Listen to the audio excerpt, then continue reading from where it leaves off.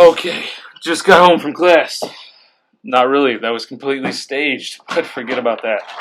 Today I want to talk to you about a product that frustrates me the most out of all the millions of products out there. It really pisses me off. Pardon my French, pardon my language, whatever you want to call it. But honestly, truthfully, it does. And that product being the micro USB. Now, what is great about these products is that every company besides Apple seems to use them. This makes it extremely consistent for users and also convenient because you're never too far away from one if you ever need one. Now, the actual design of the cords, they're aesthetically consistent. They consist of three parts. First being USB plug, goes into the actual charging unit, which connects to electricity, and then this connector, which connects to your phone. And of course, you got the cord for it, which can be made of different materials. Essentially, still a cord, always will be. Not always, who knows? Who knows what they come up nowadays, but for today's purposes, they're all the same.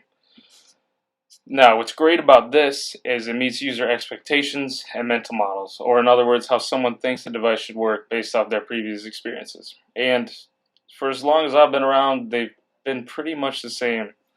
Really haven't noticed any changes, which I'll get to can be a bad thing too. Now, there are some good constraints for this product.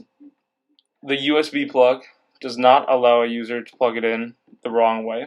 It's got a little bar right here if you can see it. If not, grab yours that's around you because I know it is, unless you have an iPhone, and shame on you if you do. And it also has visual confirmation. It's got a little USB symbol on it to let you know that's the right way up. The other end usually has some visual confirmation.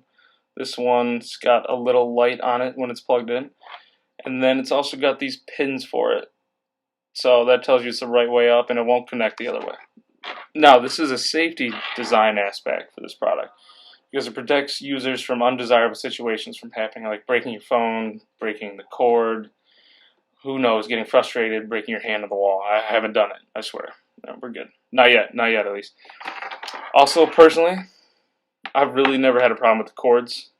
As you can see, they're pretty good. You know, you're not going to break them. I have heard some people break these. I don't even know what they're doing. You know, plug them in the microwave, cutting them with scissors. I don't even know. You can imagine. You know, some people are just nuts, right? Okay, this is where the good things for this product ends. I've had so many of these things, I can't even tell you the actual number. It's honestly ridiculous. So this all started like 2 weeks ago. I decided to do some research. You know, maybe there's a product out there that suits my needs that's going to be superior to everything else.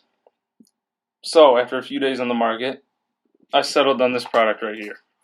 And that is the Anchor nylon braided micro USB cord. Now online, I noticed some perceived affordances. As you can tell from the box, it's very thick cardboard. It's got white background, which might remind you of a company called Apple, which is extremely legit, I'd say. A lot of people trust in that brand. I personally don't, except for MacBooks, because they're the best, obviously. And actually, so I'm thinking, you know, it's legit. It's got perceived affordance. I'm thinking it's pretty good, you know. And then it's got some actual affordances to back up my notions already. Now, it's a top-rated product. It's a bestseller, and it's got an 18-month warranty. So I'm thinking, geez, you know what? You sold me. I bought the thing. And here we are. So, now a little bit about the actual design of the product. The nylon rope here. As you can see, it's very sturdy. And it's overall just a really pleasant design. I've never really seen anything like it. It feels great. So in that aspect, A+. Good job, guys. Now the connectors, they're hard metal, like most micro USBs, and they're gold plated, which made me think that this actual design might solve my problem. And I'll get to my actual problem right now. And the problem I've been having with these is the actual connector for the phone. It's got these pins that I've discussed earlier. The problem is they start to recede within the device after some usage. And this makes it extremely difficult to hold a connection or even get a connection. And also, the connector itself begins to be movable, which, you know, it's broken. You can't get a secure connection.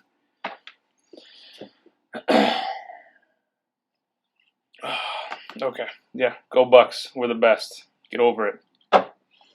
Anyways, not 2 weeks after I get this thing, it's already starting to break in that manner. Now, the problem is the designers aren't addressing the user needs. That being, the users want to be able to use their phone while it's plugged in. We live in a society today where we use phones pretty much on an hourly basis, for better or worse. And these connectors, unfortunately, are not designed to handle the slightest pulling or movement while plugged in. Because of all these negative aspects and the fact that I've owned so many of these things, I can't recommend this product to anyone. Instead, what the designers need to do, they need to fix the connectors. And I'll get more into that about a little bit. Excuse my grammar. English screwed up. You do it too. Let it go. Let it go. Okay, but to fix this problem, the designers thought, all right, let's make wireless charging. But here's the kicker. It's not actually wireless charging. You have to have your phone on a base platform, and they just ignored the user needs because now the phone charges. When I pick it up, it doesn't charge. So I can't use it when it's charging, which is what I wanted. Probably most of you want too. I know you're using your phone while it's charging. And the base unit itself still has the same connection. So why am I going to trust a product that's broken so many times in the past? Why would I waste more money on that? Now, either designers need to come up with a truly wireless design that you can use while charging, or they need to fix this connector. And I'm going to tell you how they can do that. Now, the problem is the bending, right? Well, they can make this flexible so it flexes with your movement instead of resisting it. They can also use magnets. And if any of you have Apple products, specifically a MacBook, you'll notice that this is a magnet. It connects to your laptop, very secure. I really can't break anything on here. I would have to try with a hammer. It's a great product. I've had it for like 10 years. So they can learn something from Apple in that regards. And this really is a user-centered approach problem. By finding out what the user needs and what they want, instead of ignoring the actual problem and trying to influence how people use technology, which is called technological determinism. They need to focus on social construction of technology theory, which states that society is responsible for shaping technology to fit their lives. And that ends my rant for today. Thank you guys for tuning in. Go Bucks, #1.